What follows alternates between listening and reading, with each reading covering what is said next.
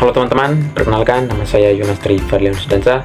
Saya dari kelas 4E PGSD dengan NIM 230114001.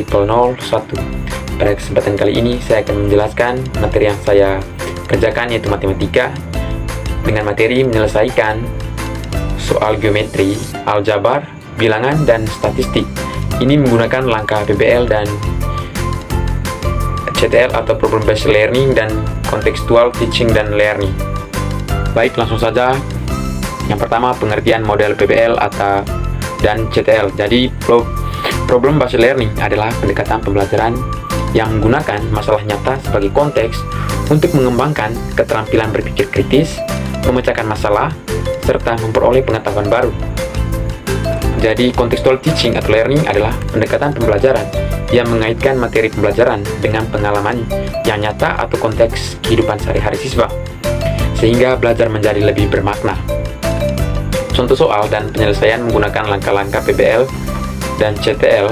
Yang pertama itu geometri.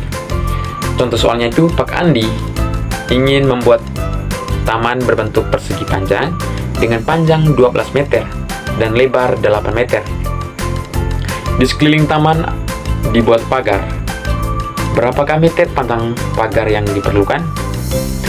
Yang kedua, langkah-langkah penyelesaian dengan model CTL. Jadi yang pertama itu mengaitkan dengan kehidupan kita sehari-hari, atau anak-anak diajak membayangkan taman di sekitar rumah atau sekolah yang mereka sekolah. Dan yang kedua, menggunakan model konkret. Jadi ini menggunakan gambar taman di papan tulis atau miniatur taman. Yang ketiga, ada menyelesaikan masalah, yaitu menghitung keliling taman dengan rumus K sama dengan 2 P tambah 1. K sama dengan 2, 12 tambah 8 sama dengan 2 per 20 sama dengan 40 meter. Yang keempat, ada refleksi, yaitu diskusi bersama tentang kegunaan pagar di taman itu. Yang berikut ada pendekatan PBL. Pendekatan ini yang pertama itu memberikan studi kasus bagaimana Pak Andi ingin menambah panjang taman menjadi 15 meter.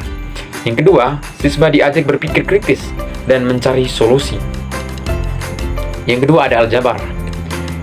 Contoh soalnya yaitu jika Ani memiliki buah kelereng dan Budi memiliki 3 kali jumlah kelereng Ani ditambah 5, berapakah banyak kelereng Budi jika Ani memiliki 4 kelereng? Jadi langkah yang pertama penyelesaian dengan CTL, yaitu konsep nyata, mengaitkan dengan permainan kelereng yang sering dimainkan anak-anak. Yang kedua, ada model konkret. Model konkret ini yaitu menggunakan kelereng atau benda kecil untuk merepresentasikan variabel X. Yang ketiga, ada penyelesaian. X sama dengan 4. Jadi jumlah kelereng Budi sama dengan 3 per 4 tambah 5 sama dengan 12 tambah 5 sama dengan 17. Yang keempat, ada refleksi. Refleksi ini membahas pentingnya memahami konsep variabel dalam kehidupan kita sehari-hari. Yang berikut ada pendekatan PBL. Jadi pertanyaan pemandu yaitu bagaimana jika jumlah kelereng Ani tidak diketahui. Nah, bagaimana kalian bisa mencari jawabannya? Dan yang kedua, mendorong siswa untuk memodelkan masalah dengan persamaan aljabar. Yang ketiga, ada bilangan. Jadi bilangan ini contohnya, jika 3 kotak berisi masing-masing 15 kelereng, berapakah banyak kelereng semuanya? Jika 9 kelereng diberikan kepada teman, berapakah sisa kelerengnya? Nah, langkah penyelesaian dengan model CTL yaitu konsep nyata, menghitungkan dengan pengalaman berbagai benda sehari-hari, yaitu ada model konkret, menggunakan kelereng atau benda fisik untuk dihitung bersama-sama. Yang ketiga, ada penyelesaian. Penyelesaian ini jumlah total kelereng sama dengan 3 kali 15 sama dengan 45. Jadi sisa kelereng setelah diberikan sama dengan 45 kurang 9 sama dengan 36. Jadi refleksi yaitu mengaitkan dengan konsep berbagai dalam kehidupan kita sehari-hari.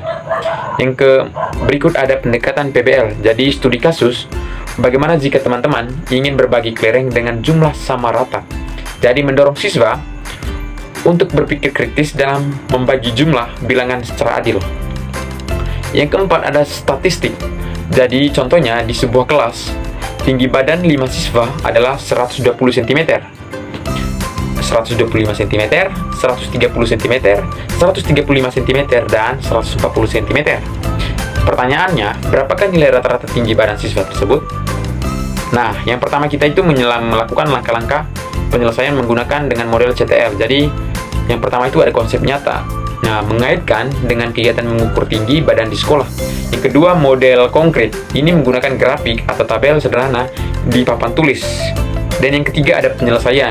Nah, rumusnya yaitu rata-rata sama dengan 120 tambah 125 tambah 130 tambah 135 tambah 140 per 5 sama dengan 650 per 5 sama dengan 130. Yang keempat ada refleksi diskusi. Nah, pentingnya data statistik dalam kehidupan sehari-hari. Yang berikut ada pendekatan PBL. Pendekatan PBL, jadi kasus nyata, bagaimana jika ada tambahan siswa baru dengan tinggi badan 145 cm, bagaimana pengaruhnya terhadap rata-rata. Nah, yang berikut ada mendorong siswa menganalisis data dengan cara yang sederhana. Baik, itu saja presentasi dari saya. Sekian dan terima kasih.